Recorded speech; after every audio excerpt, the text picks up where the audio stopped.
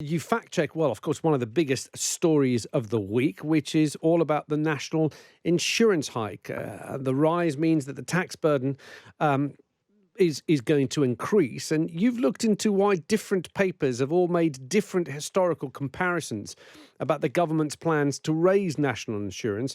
And of course, you've done us the great favour in telling us which ones stack up and which ones don't. Yeah, so the tax burden in this context means the value of all the taxes that the government collects as a share of the entire economy, the national income, the value of everything produced in the country. And it basically gives you an indication of how big the state is and how much of a burden taxpayers are being put under. So the more sort of conservative commentators would say that the tax burden is the highest since 1969. It's projected to increase to about 35%, according to some think tanks, which would be the highest since 1969-70 when it was 35.1%. But that estimate calculated by the Institute for Fiscal Studies isn't the only one knocking around. So other commentators like the Financial Times said it would increase to about 35.5%, which would make it the highest since 1950. And then some newspapers said this would be the highest since 1948 or since the war. And those don't stack up so well. In the immediate period after the war and during the war itself, the tax burden was higher than it is now, largely due to the war itself, the wartime economy, the state's massive intervention in everything that was going on back then. Quite interestingly, the Telegraph had the headline that the tax burden would be the highest since the war and put a big graph on their front page, which started in 1950, because if it had shown the actual period back to the war, it would show that it clearly wasn't going to reach those levels quite so much. But ultimately, the big picture is that it is going to be at the highest level, or almost near the highest level ever, and definitely in kind of normal times as a sort of sustained, tax burden across the country. And of course, we have a lot of politicians still keen to point out that in compared to other similar countries, we have fairly low taxation. But yes, of course, what it Yeah, means that's true. for the tax burden and the comparisons that have been made domestically, it's important to clear those up.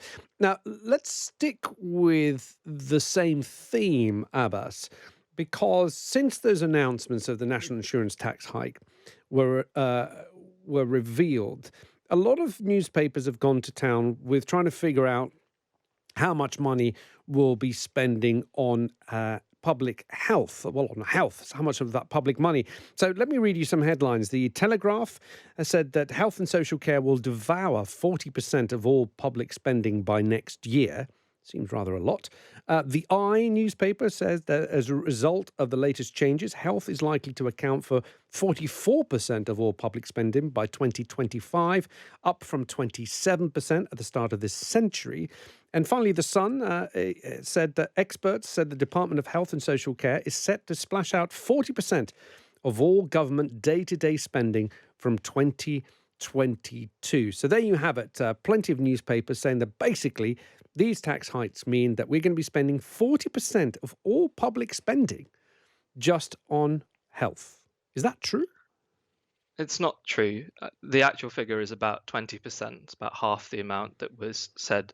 And the reason for this comes from fairly kind of technical information about how public spending is added up. So these figures of 40 and 44% came from two think tanks, the Resolution Foundation and the Institute for Fiscal Studies. And what they did was take the spending on health as a percentage of government budgets, what they're planned to be. But government budgets only cover about half of public spending. So there are sort of two types of spending. You can say there's the budgeted stuff. So you can say that, okay, we're going to spend this much running this school or running this hospital or Trident program or whatever it might be. And we can kind of plan for that. But all of welfare spending basically isn't budgeted in the same way. If you have more pensioners than you think you might have to pay, in 3 years' time, you can't just say, oh well, we've budgeted for this amount, we're not going to give some pensioners their pension. Similarly, if you have fewer pensioners, you don't say, okay, well, we budgeted this amount, so they're all going to get some windfall. So that all of that money, which accounts for about half of public spending, isn't actually included in these calculations. Right. So to put some actual numbers in this, the public spending in total is about £1 trillion. That's what it's kind of forecast to be. Of that, about 10% is capital spending, so spending on stuff like roads and hospitals, investment projects, and 90% is day-to-day spending. And then of that 90%, that roughly £900 billion, half is this sort of welfare spend, which isn't budgeted, and half is budgeted, the sort of departmental budgets. And of that amount, health is going to be 40%, but of the entire pie, it's going to Right. be 20%. Okay. I see. So I see where they got perhaps, let's say, confused. Absolutely. Being very polite. It's important because obviously health is a huge, part of the spending, but the idea that it accounts for 40% definitely leaves you with a certain impression of the gaping maw of the NHS, which has sometimes been talked about. And whilst it is huge, a huge part of the expenditure, it's about half as much as most papers reported this week. Now, Abbas, let's move on to another thing that I know that you at Full Fact have been working very hard on recently in association with a charity that is trying to basically clean up a lot of misunderstanding and misinformation when it comes to vaccines and pregnancy. Um, you set up a WhatsApp helpline where a lot of people have been contacting you with questions and dodgy claims that they're finding out in the wild on social media. Tell us a little bit more about what you've been looking at and what we know about any long term effects of the vaccine when it comes to pregnancies.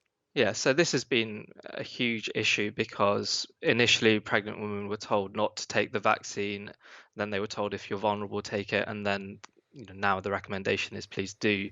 But that's led to very low rates of vaccine uptake amongst pregnant women. The reason for this is pregnant women were not included in the trials routinely for the vaccines. Some women became pregnant during the trials, but they weren't routinely included, and so there's been some sort of hesitancy around what the safety is for pregnant women.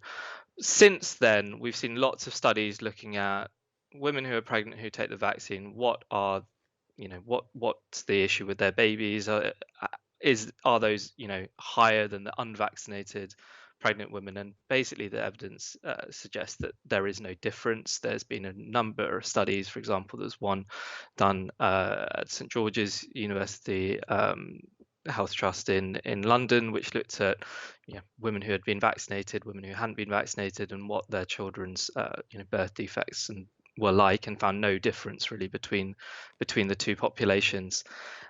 It should be said that other vaccines given to women in whilst they're pregnant, like the flu vaccine, the whooping cough vaccine, also don't exhibit any sort of bad long-term effects. But it's true that the vaccines only came out this year. For everyone, we don't know the full extent of long-term effects, although there's no reason to believe that there would be. And that's also true of pregnant women. So there's an understandable amount of risk there, but all the data so far and the previous evidence of vaccines indicates that there should be no issue.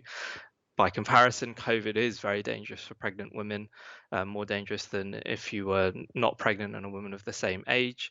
And so the advice has been, for quite some time now, to definitely take the vaccine as soon as you can. Okay. Abbas, as always, thank you for giving us your time. Really appreciate it.